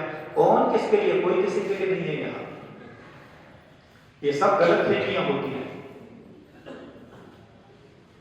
इसलिए हमेशा पुण्य नहीं है, पाप की तरफ ध्यान मत दो। पाप तो लगेंगे, घर गृहस्थी में दुनिया भर की पंचायतें होती है। पाप लग गया नहीं सोचो, पुण्य कमाना है नहीं सोचो, सिर्फ इतना सोचो मुझे गुणवान बनना है। जैसे आप गुणवान बनना ये शब्द निकालोगे अपने दिमाग से, जबान से बाहर, ऑटोमेटिक आपके सारे अपराध इंद्रियों के शांत हो जाते हैं। बचे कितने, देखो सत्य व्यसन आपको छुड़वा दिए गए, 5 औदुंबर फल आपके जीवन में है, 3 मकार मध्यमास मधु आपके जीवन में है। लगभग जैन धर्म में जन्म लेने मात्र से आपके 95% पाप तो वैसे ही भगवान ने आपके कुल में जन्म लेने से आदत कर दिए गए। अब बचा बस आपके पास बुद्धि से, आंख से, जबान से, कान से, हाथ से, पैर से, जो थोड़ा धांगड़ीदा खता थैया कर रहे हैं, बस वो थोड़ा बहुत बचा है, बस उस पर नियंत्रण करो। नहीं करोगे तो दोबारा आप देख लो मरोगे, किसी जैन धर्म के अलावा किसी दूसरी जाति में पैदा हो जाओगे। चिंतन करके देख लो क्या खाना पड़ेगा, क्या पहनना पड़ेगा, कैसी जिंदगी जीनी पड़ेगी। कौन तुम्हारे सामने आकर कैसे मुनि महाराज उपदेश देंगे, क्षमा करो, दया करो, करुणा करो, विनय करो, अपनी इंद्रियों को गुणवान बनाओ। देख लो पलट करके इस पूरे ब्रह्मांड में मनुष्य जातियां भरी पड़ी है, क्या उनके पास ऐसे गुरु है, क्या ऐसा शास्त्र है कि ये शब्द सुनने को मिलते नहीं है। अगर ये जो आज मैं उपदेश दे रहा हूं, अगर यही किसी अजैनों को मैं उद्देश्य में लग जाऊं तो आपने अहोभाग्य मान करके, किस्मत मान करके जिंदगी भर उपकार करेंगे। ये सब ज्ञान हमारे प्रभु ने हमें सौंपा है, लेकिन तुम्हारा मूड नहीं है। अभी 800 करोड़ धरती पर इंसान है, 800 करोड़ में 1.5 करोड़ लोग, 2 करोड़ लोग जो भी जैन समाज के, बस उन्हीं का ऐसा अहोभाग्य है कि जन्म से लेकर के मृत्यु तक तुम्हारी आत्मा को परम शुद्ध बनाने की शिक्षा यहां प्रदान की जाती है, लेकिन तुम्हारे कानों पर उसके जू तक नहीं रहती। तुम्हें अपनी आत्मा होने का एहसास तक नहीं आता। मैं आत्मा हूं ये कंठ नहीं बोल पाते, ये मन नहीं बोल पाता, मैं आत्मा हूं, मैं आत्मा हूं। ये शब्द किसके दिमाग ने जिंदगी में कितनी बार बोला है? मैं गारंटी लेके दे सकता हूं, तेरे दिमाग ने पूरी जिंदगी में एक बार भी नहीं बोला कि मैं आत्मा हूं। कौन से कल्याण, कौन से मंगल, कौन से स्वर्ग की बात कर रहे हैं? कौन सी पूजा, किसकी पूजा, कितना अर्घ, कितने द्रव्य, कितने क्या क्या कर्म काटोगे, काट करके भी क्या कर लोगे? जब बुद्धि में मूर्खता लेकर के ही मरना है तो कर्म काट करके, कर्म पुण्य की इकट्ठा करके और अगले जन्म में क्या कर लोगे? आज एक क्या करो, अगले जन्म में 16,000 कर लोगे और क्या कर लोगे? पुण्य से आखिर कर क्या लोगे? आज 2 किलो सोने के मालिक हो, कल 500 किलो के हो जाओगे। 500 किलो सोना भी है, उस दिन खत्म हो जाएगा। मिट्टी है वो, यही की मिट्टी, यही निकल जाएगी। गुणवान बनना चाहिए। मैं हमेशा लोगों को प्रेरणा देता हूं, आपके गुण दूसरों को महसूस होना चाहिए, आपका पुण्य नहीं। आप एक बार अपने आप को देख लो, आपको कभी दूसरों का पुण्य देख करके खुशी मिलती है? तो तुम खुद को पुण्यवान बना करके भी तुम्हारे पुण्य से भी कोई दूसरा खुशी नहीं होने वाला। अनिल अंबानी के पास बहुत पैसा है, कभी तुम 2 सेकंड के लिए भी खुश हुए? किसका पुण्य देख करके तुम खुश हो रहे हो? बताओ। जो तुम्हारा पुण्य इकट्ठा होकर के कौन खुश होने वाला? कोई नहीं। 2-4 गृहस्थी में भी तुम्हारे खुद के घर की फैमिली में 8 मेंबर है ना, तुम्हारा पुण्य जिस दिन फलेगा तुम्हारे घर के 6 लोग मुंह बुला करके बैठने वाले बैठे थे। कौन तुम्हारे पुण्य से घर में खुश होने वाला है? गुणवान बनो, पुण्यवान नहीं। अब गुणवान बनोगे तो गुण ही तुम्हारे पास सातिश है, तीर्थंकर, पुण्य भला, लेकिन वो पुण्य ये नहीं तुम्हारे पूजा पाठ वाला, गुणों के द्वारा अर्जित पुण्य ही अरहंत पद देता है, क्योंकि अरहंत गुणों का भंडार है। वो चोरी हरकत करके पुण्य कमाने से अरहंत नहीं बनते। दया के द्वारा पुण्य कमाया जाता है, करुणा करके पुण्य कमाया जाता है, क्षमा करके पुण्य कमाया जाता है, विनय करके जो पुण्य कमाया जाता है, परोपकार करके जो पुण्य कमाया जाता है, अपनी आंखों का अच्छा इस्तेमाल करके जो पुण्य कमाया जाता है, अपनी वाणी का दिन भर इंसानों से अच्छा बात करके जो पुण्य कमाया जाता है, जो कानों से कठोर वचन, उग्र वचन सुन करके, शांत रह करके जो पुण्य कमाया जाता है, उस पुण्य के द्वारा ही वह तीर्थंकर बनते, अरहंत बनते। ये ध्यान रखना हमेशा। इसलिए ना कर्म काटने का ठेका ले लो, तुम काहे जबरदस्ती के कर्म काटने का ठेका लेके बैठे? तुम काट नहीं पाओगे कभी, और तुम कम पुण्य कमाने का ठेका भी छोड़ दो आज के बाद। सिर्फ जीवन जीना है गुणवान बनने के लिए। और एक शब्द चुन लो, जैसे मैंने दया को चुना, क्षमा को चुना, विनय को चुना, मधुर शब्द को चुना। मैं एक शब्द चुनता हूं और 3 साल 4 साल का समय लेता हूं। जैसे अभी मैंने पिछले साल को ये संकल्प, जैसे मैं अत्यंत मधुर वचन बोलने वाला बनूंगा, मैंने सीधा 4 साल का समय लिया। एक दिन में नहीं बना जाता, टाइम लगता है। तो मैं अगले साल मतलब 2030 तक मैं अविचल सागर, प्रिय वचन, मधुर वचन, आनंद देने वाले वचन, अज्ञान दूर करने वाले वचन, पाप नष्ट करने वाले वचन, मिथ्यात्व नष्ट करने वाले वचन, दूसरों के हृदय को शीतलता प्रदान करने वाले वचन, मेरी वाणी कोई भी सुन लेगा, उसका मन वचन का अपवित्र नहीं होगा, ऐसा वचन बोलने वाला बनाने के लिए मैंने 4 साल का समय लिया। क्या दिक्कत है? एक दिन में कौन माई कला सीखता है? कोई नहीं सीखता। आदिनाथ भगवान को खुद का कर्म काटने के लिए तीर्थंकर बनने के बाद भी 1000 साल लग गए भाई साहब। वो भी तब जब वो गुणवान बन करके बैठे थे। गुणवान बनने के बाद भी 1000 साल लग गए। अभी हमारा गुणवान बनने का ठिकाना नहीं। अभी हम जुगाड़ कर रहे पुण्य फल जाए कैसे, पुण्य आ जाए, पुण्य आ जाए, पुण्य आ जाए। नहीं, मुझे इतनी दया आ जाती है आप लोगों को देख करके। एक तो इतनी विचित्र पंचम काल में हमने जन्म लिया है, न पुण्य है, न पति है, न पत्नी है, न भाग्य है, न किस्मत है। कहीं से कोई ठीक से सुख नहीं मिलता, शुभ समाचार कहीं से नहीं मिलते। सुबह से लेकर के शाम तक आसपास क्रोध, मान, माया लोग धारण करने वाले इंसान ऐसे किस्मत में आकर के बगल में खड़े हैं कि शांति से रहना चाहते, बैठना चाहते, खाना चाहते तो ठीक से खा नहीं पाते, घर घर से छोड़ करके आधा एक घंटा मंदिर में आते तो थोड़ा कलेजे में ठंडक मिलती है। बरसों हो जाते हैं कोई शुभ समाचार सुन करके। ऐसे तो घर गृहस्थी में ऐसे में तो आप जन्म ले चुके हो, कहां से मिलेगा यहाँ पाप काटने का उपाय, कहां से पुण्य कमा पाओगे? कमा भी लेकिन इस पंचम काल में भोगोगे किसके साथ? मूर्खों के साथ। कहां नीचे करनी पड़ेगी? मिली है जिंदगी, सिर्फ एक आंख बंद करके एक चिल्लाना चाहिए बस, मैं अविचल सागर, जिसने अपने आप को कहता गुणवान बनना है अविचल सागर, छोड़ दो सब। मैं आज भी, अरे क्या पता मैंने पूर्व जन्म में क्यों कि कोई खोटे काम, आज भी मैं भोग रहा हूं उसको। आज भी मेरी निंदा होती, आलोचना होती, घृणा होती, नफरत होती है, सब होता है मेरे साथ, लेकिन ये सब मेरे पुराने किए हुए कर्म का फल है। मैं उसको भोगूंगा, पुराने पाप का फल भी मैं भोगूंगा, साथ में मैं स्वयं को गुणवान बनाऊंगा। मेरे दोनों काम एक साथ चलते हैं। ऐसा नहीं कि मैं आज अच्छा बन करके बैठ रहा हूं तो लोग मेरे को कोई तकलीफ देते हैं, नहीं। जो दूसरों से दुख मिलता है वो मेरे लिए कर्म का फल है। जो आज मैं कर सकता हूं वो मेरा आज का वर्तमान का सम्यक पुरुषार्थ मात्र है। तो मैं वर्तमान का सम्यक पुरुषार्थ छोड़ूंगा नहीं, और अतीत के जो भी कर्म का फल है मैं उसको पूर्ण रूप से भोगने के तैयार हूं। तब जा करके कर्म कटते हैं, ऐसे कर्म कटते नहीं। और मेरे कर्म सिर्फ मैं काटता हूं गुणवान बनने के लिए। तो आपको पुण्यवान बनना है कि गुणवान बनना है? पाप काटने वाला बनना है कि गुणवान बनना है? एक कोई भी शब्द चुन लो।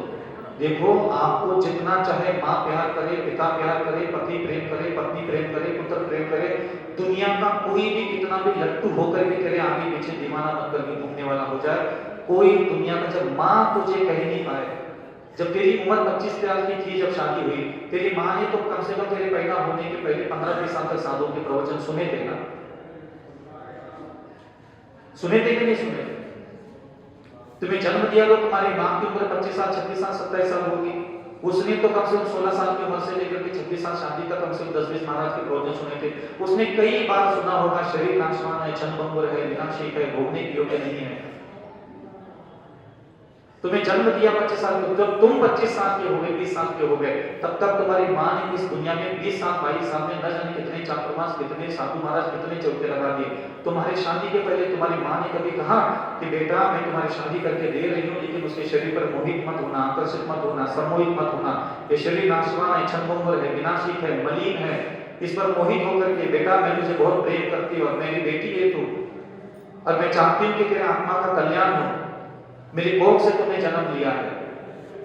मैं नहीं चाहूंगी कि तुम उस घर में जाकर के रोटी के टुकड़ों के लिए, सोना चांदी के जूते चप्पल के लिए, कपड़ों के लिए, संसार के नश्वर भोगों को भोगने के चक्कर में मैं नहीं चाहूंगी कि तुम पाप कर्म का बंद होकर के दुर्गति जाओ। तुम लोग को मजाक लगता है मेरी मां धर्म करती है, पूजा पाठ करती है, ये क्या तुम्हारी मां ने दिया है? क्या तुम्हारे रिश्तेदारों ने तुम्हें? मां ने क्या दिया? बाप ने क्या दिया?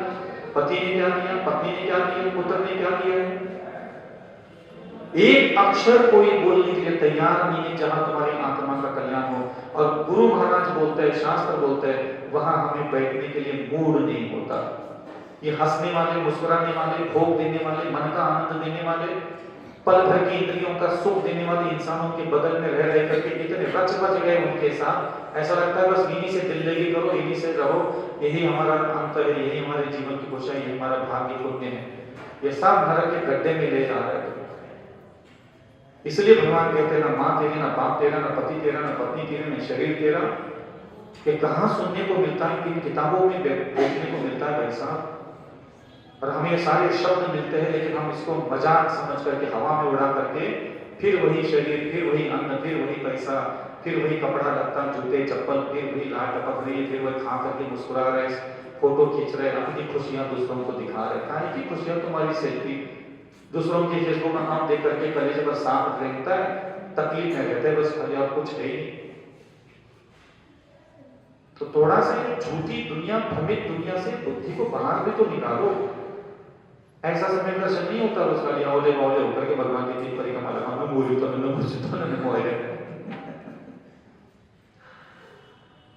कुछ कह रहे, समझ में आ रहा है? नहीं आया?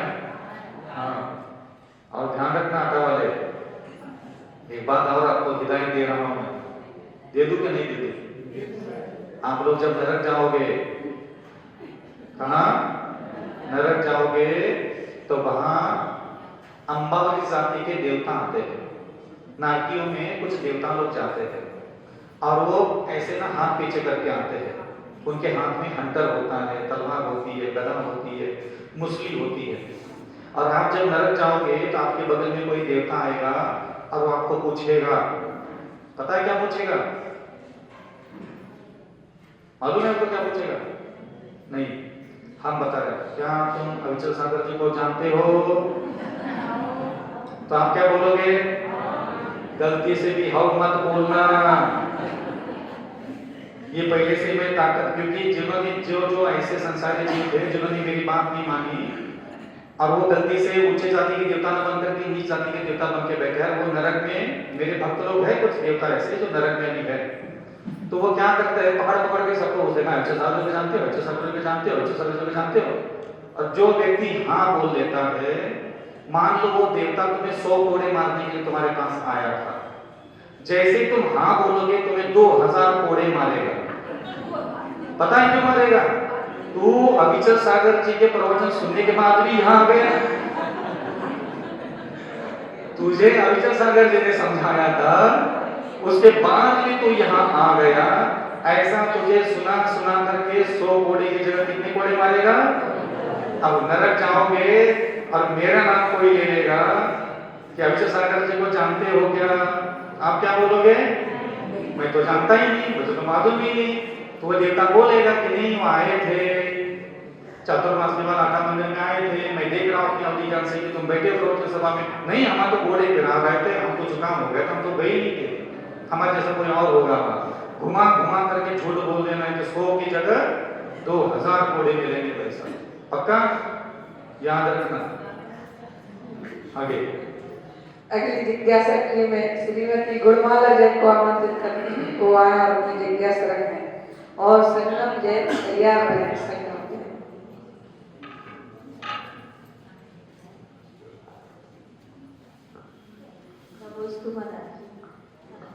महाराज जी, जैसे परिक्रमा में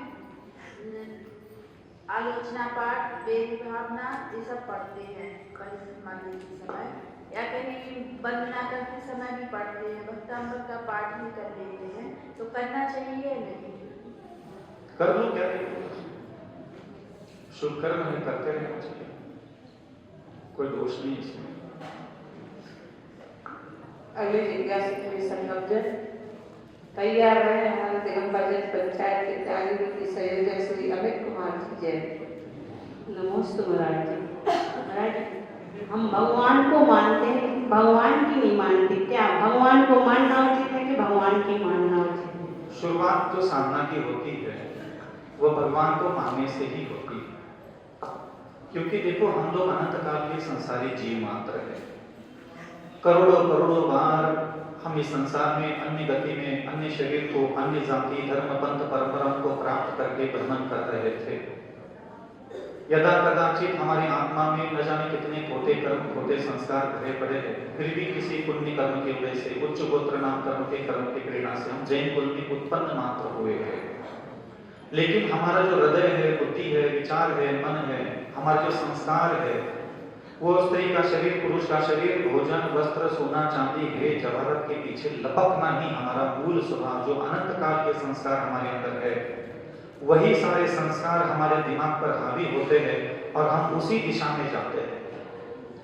यदा कदाचित माता पिता व गुरुजनों का सानिध्य मिलता है तो थोड़ा प्रेरणा दी जाती है। तो ऐसे क्रोध, मान, माया, लोभ, अहंकार, तृष्णा, वासना, कामना, अभिलाषा, छल, कपट, दुर्गंध से, दुर्गुणों से भरे हुए हमारा स्वयं का एक पिंड है। और आसपास का जो हमारे माता पिता के द्वारा, गुरुजनों के द्वारा जो समाज की शिक्षा प्रणाली डेवलप की गई है, उसके कारण हम थोड़ा बहुत यहाँ मंदिर आना जाना, पूजन पाठ, जाप, स्तोत्र आदि क्रियाओं में रुचि लेने लग जाते हैं। तो सबसे पहले ना कभी मोक्ष करने की इच्छा होगी, ना काम वासना शांत करने की इच्छा होगी, ना क्षुधारों विधान करने की कभी इच्छा, ये इच्छाएं उत्पन्न होगी ही नहीं। क्योंकि हम जैन अभी 15 साल पहले, 20 साल पहले, 30 साल पहले हुए हैं, लेकिन हमारी आत्मा में जो संस्कार भरे पड़े हैं, ये अनंत काल के दुर्गुण और कषाय और वासनाओं के, संज्ञाओं के, प्रमाण के, इन्हीं चीजों के संस्कार कूट कूट करके भरे पड़े, जैसे तिल में तेल। अब इतना सब हमारे अंदर बिल्कुल ठूस ठूस करके भरा पड़ा है, फिर भी हमारे आसपास के माहौल की वजह से हम लोग यहाँ आते हैं। तो भगवान पर आस्था रखना अथवा उनमें रुचि रखना, भगवान को मानना, ये हमारी पहली सीढ़ी हो सकती है। मानना चाहिए, शुरुआत यही से होगी। किसी भी पुरुष से मोहित होना है, किसी स्त्री से मोहित होना है, इसके लिए कोई शिविर नहीं होता, इसके लिए कोई कोचिंग नहीं होता, इसके लिए कोई धर्म सभा नहीं लगती। ये अंदर दिल में तेल भरने के समान भरा पड़ा है, उम्र बढ़ती चली जाती, वो सब चीजें, भाव, वो सारे संस्कार, वो सारे विचार, वो सारी नियत, वो सारी वासनाएं, वो सारी आकांक्षाएं, वो सारी अभिलाषा स्वयं हो। जैसे पत्थर फोड़ करके झरना आता है कुएं में, ऐसे हमारे अंतःकरण से उम्र बढ़ती है, शरीर बढ़ता चला जाता है, तो सारे दुर्गुण अपने आप प्रकट होने लग जाते हैं। उसके लिए कोई शिक्षा की आवश्यकता नहीं होती।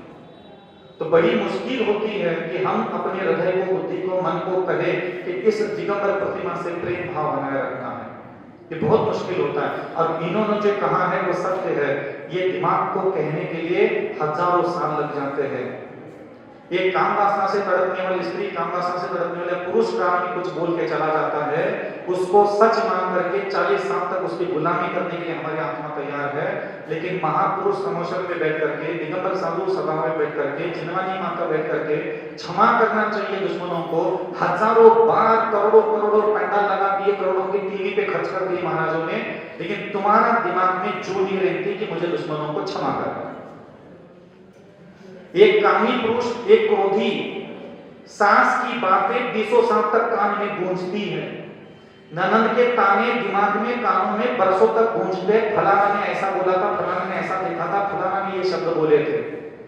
तो आसपास के इंसानों के मुख से निकले हुए शब्दों का हमारा दिमाग पीछा करता है और उसको सच मानता है, उससे बुरा मानता है, उसी के अंदर वो दिमाग उलझा रहता है। लेकिन उसका दिमाग भगवान के शब्दों की तरफ झुकाव नहीं होता कि भगवान ने ब्रह्मचर्य कहा है, भगवान ने दया कहा है, भगवान ने विनय कहा है, भगवान ने मधुर वचन बोलने के लिए कहा है। उसके दिमाग में उसकी याद तक नहीं आती। महीनों तक दिमाग में सास की गालियां याद करते हुए गुजारने के लिए तैयार है, लेकिन जिंदगी का आधा घंटा भी कभी ऐसा नहीं गुजारा, अरे भाई भगवान जी ने अहिंसा धर्म की साधना करने के लिए कहा, अरे यार अहिंसा करने की साधना करने के लिए कहा, अरे यार भगवान जी ने अहिंसा धर्म की साधना करने के लिए कहा, अरे यार भगवान जी ने अहिंसा धर्म की साधना। कभी 15 मिनट भी आपने ऐसा गुजारा है? महीनों महीनों तक गुजार लेते हम लोग। सास ने ऐसा क्यों कहा, उसको ऐसा क्यों कहना चाहिए था, उसने ऐसा क्यों बोल दिया, सबके सामने क्यों बोल दिया, ये थोड़ी कोई तरीका होता है। भुन्ना भुन्ना करके सास ने नीचे कुछ बोल दिया, बांधी कपड़े को उठाई, छत पे जाकर के 2-2 घंटे तक भुन्ना के खड़ी रहती, दिमाग से बोलते रहते गंदी गंदी गंदी गंदी बात। दिमाग से कभी भी प्रभु की वाणी नहीं बोल पाते। क्यों? संस्कार नहीं। आए हैं वहीं से, कीचड़ से, जानवर बन करके मरे थे, नरक में से मरे थे, क्या वेश्यालय में थे, क्या मदिरालय में थे, क्या डाकू थे, क्या चोर थे, पता नहीं हम पिछले जन्म में कौन थे। वो सारे संस्कार लेकर के आए और इस शरीर पर कोई मोहित हो गया, इस शरीर पर कोई आसक्त हो गया, तो उसके साथ जिंदगी गुजार रहे हैं। तो हमें कभी लगता नहीं है कि हमें भगवान की आज्ञा का पालन करना है, क्योंकि संस्कार नहीं है। जैन तो अभी भी सब 30 साल बने होंगे ज्यादा ज्यादा। अब 30 साल में तो सिर्फ जैन में पैदा ही हुए हैं। मन में, वचन में, इंद्रियों में, आंख में, नाक में, जबान में जो संस्कार भरे पड़े वो या जैन धर्म के नहीं है। ये सारी हरकतें जो करता है हमारा शरीर के लिए, ये सब पूर्व जन्म की हरकतें हैं। यहां पैदा होकर के जैन धर्म के हिसाब से आपकी बॉडी के पास काम कर ही नहीं सकते, कैसे कर सकते? अभी मरोगे, अगर यहाँ साधना करोगे, जैसा अभी मैं कह रहा हूं, ऐसी साधना यहाँ करोगे तो इसके संस्कार आत्मा में जाएंगे। तब अगले जन्म में जब पैदा होगे तब आपकी आंख, नाक, कान, जबान, हाथ पैर ठीक से चलने लग जाएंगे। अभी नहीं। अभी तो ये बूढ़ी में काला कोयला भरा पड़ा है पूरा। पता नहीं किस योनि से, किस गति से, किस जाति से, किस पंथ से क्या क्या कर्म करके मरे हैं, पता ही नहीं है। इसलिए ध्यान रखना, संस्कार दो। इस दिशा में बातें आप अपने दिमाग में, दिमाग का इस्तेमाल पूरा अपनी आंख कैसे देख लिए, मेरे आंखों का इस्तेमाल मैं कैसे कर रहा हूँ, मेरे जबान का इस्तेमाल मैं कैसे कर रहा हूँ, मेरे कानों का इस्तेमाल मैं कैसे कर रहा हूँ, मेरे हाथ का इस्तेमाल मैं दिन भर कैसे कर रहा हूँ, मेरे पैर के तलों का इस्तेमाल कैसे हो रहा है, मेरे हृदय में क्या है, मेरे प्रेम में क्या है, मेरे मन में क्या चल रहा है, क्यों चल रहा है। आप दिन भर अपने ऊपर नजर रखो। अपना दिमाग अपने शरीर के बाहर नहीं जाना चाहिए। कुछ है ही बाहर, कोई चीज ठीक कर लो, कितनी भी पूजा ठीक कर लो, क्या ठीक कर लोगे, पूजा ठीक कर लोगे तो क्या काम वासना शांत होने वाली है? पूजा ठीक से कर लोगे तो क्या भूख शांत होने वाली है? पूजा ठीक से कर लोगे मोहाधिकार नष्ट होने वाला है। लिखा है उसमें सब क्या ठीक करना यही लिखा, यही बोलवाने के लिए कसमे वादे खाने के लिए वहां बुलाया था। ये चीजें ठीक करने के लिए बैठा हूं। ये अष्टद्रव्य में जितनी चीजें लिखी है ये सब तुम्हारे शरीर के अंदर है, बाहर एक भी नहीं है। जन्म जन्म मृत्यु विनाशनाय दिमाग में है, संसार पाप विनाशनाय जबान और दिमाग आंख नाक में है। हरकत ऐसी है। तंदुल अक्षय प्राप्त है, मन को कहो शाश्वत रूप प्राप्त करना है।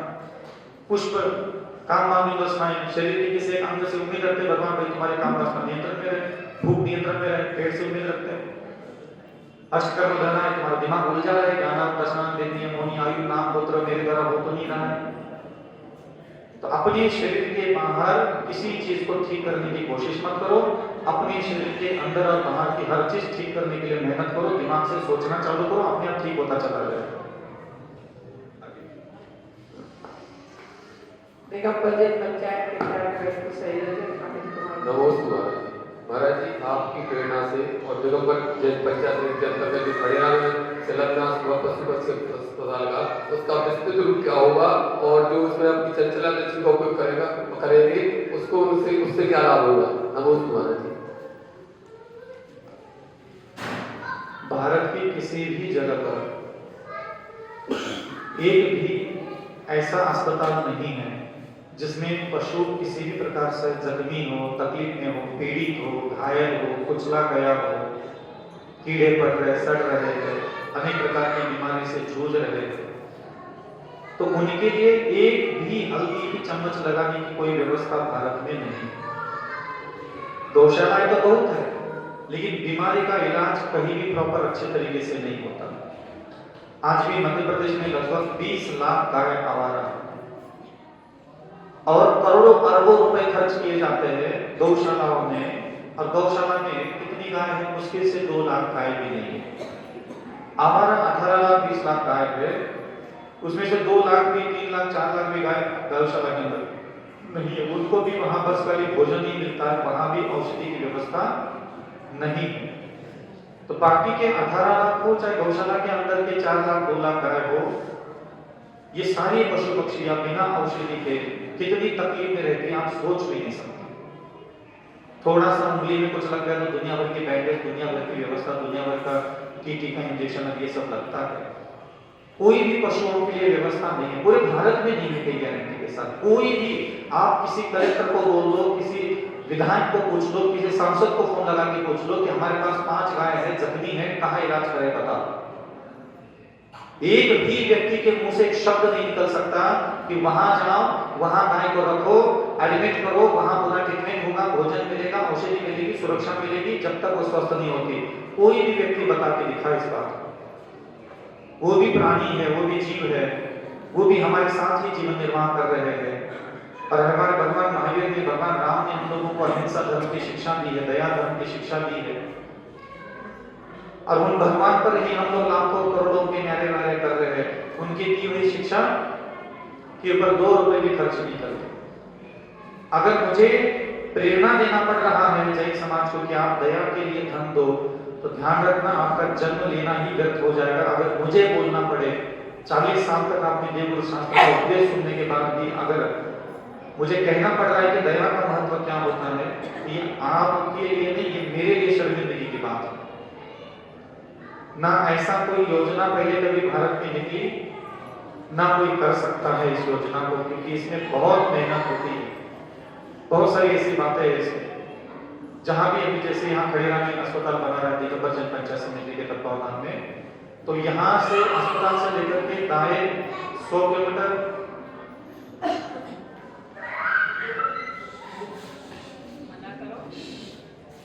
बाएं 100 किलोमीटर और सामने 100 किलोमीटर और पीछे 100 किलोमीटर, ऐसे 300-400 किलोमीटर का पूरा एरिया में कहीं भी कोई घायल पशु पक्षी, ऐसा नहीं कि सिर्फ 2 अस्पताल की बात चल रही, सभी पशुओं के, सभी पक्षियों के वहां पहुंच करके उपचार किया जाए।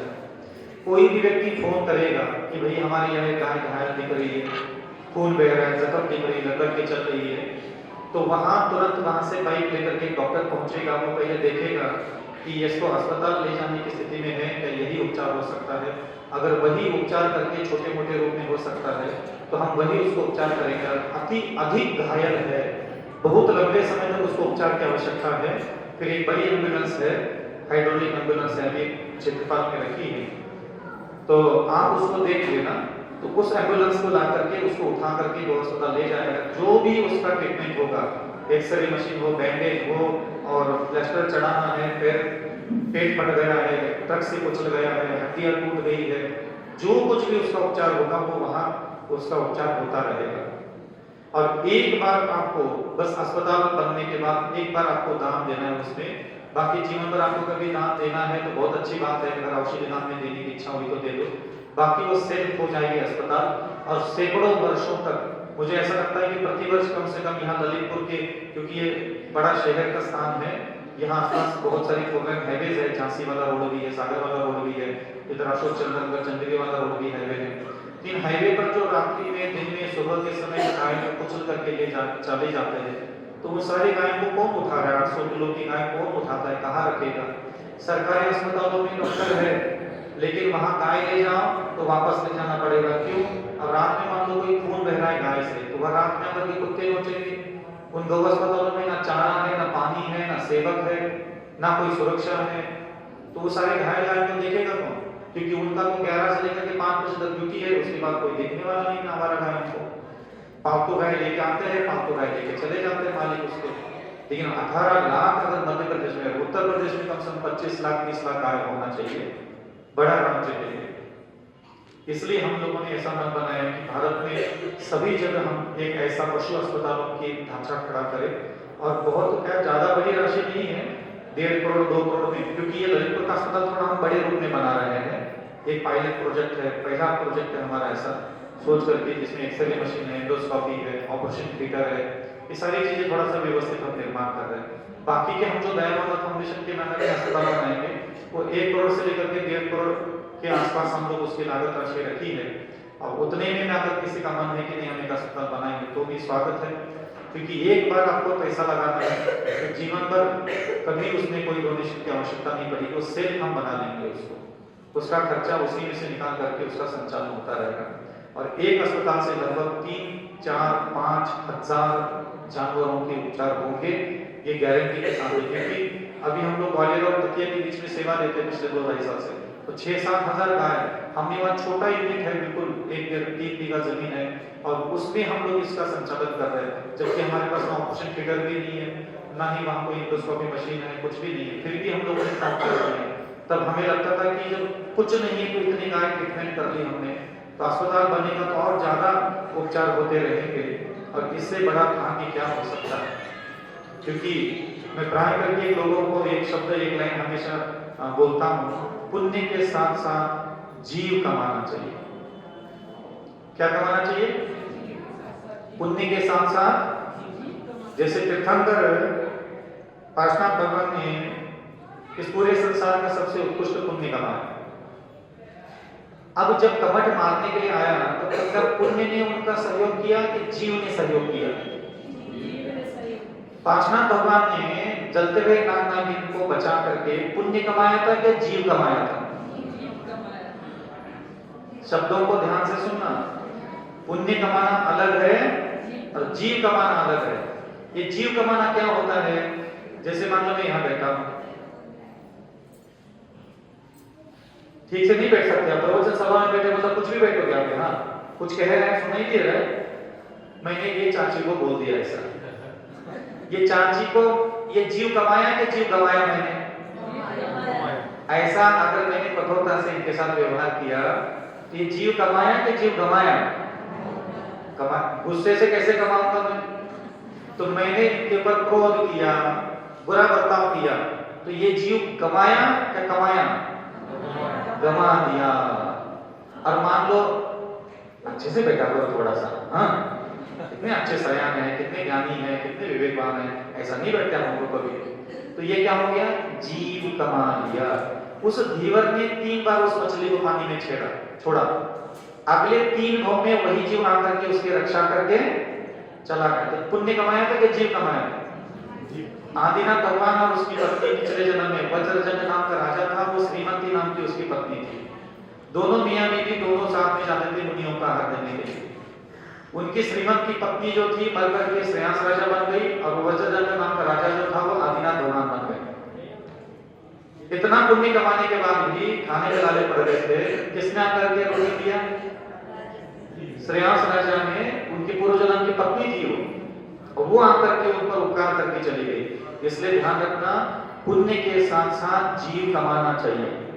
अभी आपके जीवन में पाप कर्म का ज्यादा दुख है कि आसपास के जीवों के द्वारा मिलने वाला ज्यादा दुख है? अभी आपकी जिंदगी को जिसने कूट करके झंड बना दिया हो, वो पाप कर्म है कि आसपास के जीवित जीवों के द्वारा आपकी जिंदगी बर्बाद हुई, ऐसा एहसास आता है? पाप कर्म से जीव नहीं मिलते। यही तो मैं आपको रहस्य बता रहा हूँ। यही तो आप लोगों ने मूर्खों की परिभाषाएं सुनी है जिंदगी में। पाप करने से बुरे नहीं, जिस जीव के साथ तुमने जैसा व्यवहार किया वह जीव तुम्हारे साथ वैसा व्यवहार करने के लिए वापस आया। मैंने इनके साथ क्रोध का व्यवहार किया, ये सोचेगा अच्छा महाराज कोई बात नहीं, आपने आज डांट दिया, हम देख लेंगे, अब हम 2 रोज नहीं आएंगे शंका समाधान में, नमस्ते भी नहीं करेंगे, चौका भी नहीं लगेगा हमारे पास, हो गया। मैंने जिस जीव के साथ जैसा व्यवहार किया, तो जीव कमाना चाहिए। और जिनेंद्र भगवान के शास्त्र में अहिंसा धर्म का उपदेश पुण्य कमाने के लिए नहीं था, जीव कमाने के लिए था। अहिंसा धर्म का उपदेश पाप लगता है नहीं और पुण्य कमाने के लिए नहीं था, वो जीव कमाने के लिए होता है। मैंने इनके साथ करुणा का, दया का, विनय का व्यवहार किया, ये जीव मेरा हुआ कि नहीं हुआ? और मैंने इनकी हिंसा कर ली, ये जीव मेरा हो जाएगा? नहीं, यहाँ करके कमर जैसा पेरेगा पार्षद भगवान को मार दिया 9 जन्मों में लगातार। तो जीव कमाना सीखे। तो आपने अभी तक जन्म लेने से लेकर के अभी तक कितने जीव कमाए हैं जो अगले जन्म में आपको उपकार करने के लिए वापस आने वाले, बताओ? अरे अगर पुण्य से जीव आते हैं मदद करने के लिए, तो देवता के मारने के लिए बैठे थे स्वर्ग में, जब पार्षद भगवान को 7 दिन तक पत्थर मार रहे थे। समझ में आ रहा है? ये पुण्य से हमारे संसार में रक्षा होगी या हम लोगों को कोई आधी अधूरी नाती नक्की फालतू की बातें सुना के चला जाता है। तीर्थंकरों के पास इस पूरे ब्रह्मांड का सबसे सर्वोत्कृष्ट पुण्य होता है, उनके जैसा पुण्य दुनिया में किसी के पास नहीं होता, तो भी खाने के नाले पड़ रहे थे, तो भी पार्षद भगवान की कुटाई हो रही थी। क्यों? क्योंकि जब अशुभ कर्म का उदय आता है तब रक्षा करने के लिए सिर्फ जीव सामने आता है। आपके ऊपर जब विपत्ति आएगी तो सबसे पहले आपको जीव चाहिए। डॉक्टर नहीं मिल रहा क्योंकि तुमने किसी पर भी औषधि दान नहीं दिया, तो डॉक्टर नहीं मिले। 1000 डॉक्टर ढूंढ लो, तुम्हें सही दवा देने वाला डॉक्टर नहीं मिले, औषधि दान ही नहीं दिया। तो अन्न दान देने में गलती कर दी तीर्थंकर ने कि किसी एक जीव को अन्न समय पे नहीं पहुंचाया था, तो खुद को खाने के नाले पड़ गए थे। रोज उठ रहे लालच से, इतने मिले उतने मिले, इतने मिले उतने मिले, 180 दिन तक सोच लो। अब दिया तो किसने दिया?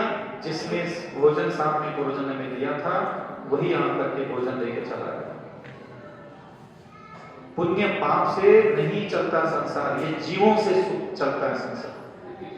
पुण्य से सब कुछ नहीं होता। पुण्य से सिर्फ मिलती है जूते, चप्पल, कपड़ा, सोना, चांदी, मिट्टी, जमीन, जायदाद, भोग की वस्तु मात्र मिलती है पुण्य से। लेकिन अच्छे स्वभाव के लोग अगर आपके द्वारा पूर्व जन्मों में आत्माओं के साथ दया, करुणा, विनय, नम्रता, मधुरता, प्रेम पूर्वक व्यवहार किया गया है, तो ही आपके जीवन में ऐसे स्वभाव के लोग आपके जीवन में आएंगे। नहीं तो फिर तीर्थंकर बनने के बाद भी नेमी कुमार की शादी में पत्ती लगाने वाले लोग उसके घर में बैठे थे। समझ में आ रहा है? ब्याह नहीं होने दो बेचारों को, बनठंकर की लुगाई की बात जा रहे हो तो ब्याह होने साथ भावर पड़ने वाली थी, जल की सारी भावनाएं, इच्छाएं बेचारी। इसलिए ध्यान रखना, पुण्य तो कमाना नहीं है। जीव कितने कमाए आप बताओ? कितने जीव है? जैसे मैंने सोचा है कि मैं अविचल सागर, मेरा मरण जब भी कुछ कभी हो, मुझे कोई लेना देना नहीं इससे, लेकिन जब तक मेरे शरीर में प्राण रहेंगे मैं कम से कम 5 करोड़ जीव कमा करके मरूंगा। मेरा संकल्प है 5 करोड़। अब 5 करोड़ जीव कमाऊंगा तो महाराज उसका क्या मतलब निकलता है? मैंने यहाँ 2 अस्पताल चालू किए, हर अस्पताल के साल के 5000 मान लो, तो मेरी उम्र अभी मान लो 40 साल बची है, तो एक गौशाला से 40 साल में कितने हो जाएंगे? 2 लाख 3 लाख तो पक्का मान लो एक गौशाला से मेरे को खोलना है 108, तो 2 लाख एक में है तो 100 में कितने हो गए? 2 करोड़ तो चाहिए हो गए मेरे। और साथ में जो उप शाखा चलेगी भविष्य में, जैसे अभी भी कई जगह उप शाखा चल रही है, वो भी सारी गिनती में पकड़ लो।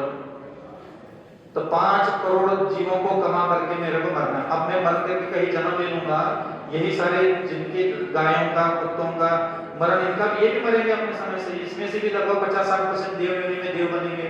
और वो अवधि से देख लेंगे, हम कुचले गए थे, हम जख्म हुआ था, हम तकलीफ में थे, हम दर्द में करा रहे थे। वो अक्षय सागर महाराज जी ने अस्पताल खोला था, चले कहाँ देखते अक्षय सागर महाराज, जिसकी वजह से हमें रक्षा हुई थी, वो मुझे ढूंढते ढूंढते वहीं आएंगे। फिर जिसने जिसने औषधि दान दिया था, जिसने जिसने अस्पताल निर्माण करने की मदद दी थी, फिर उनको भी ढूंढेंगे, उनके पास भी जाएंगे। भज्जा गमट के पास आए कि नहीं? नाम नागिन धर्मेंद्र पद्मावती बन गए। तुम्हारे पास कौन आएगा? जलपुकड़ी सास, ससुर, फिर वही पति, फिर वही पत्नी, यही पास आएंगे तेरे अगले जन्म में। और कौन आएगा तेरे आसपास? कोई नहीं आएगा। ज्यादा ज्यादा अवधू के जीव, उन बेचारों को तो पता ही नहीं कि तुमने उसको बचाया, तो वो तो वापस आए ही नहीं तेरे पास। समझ में आया?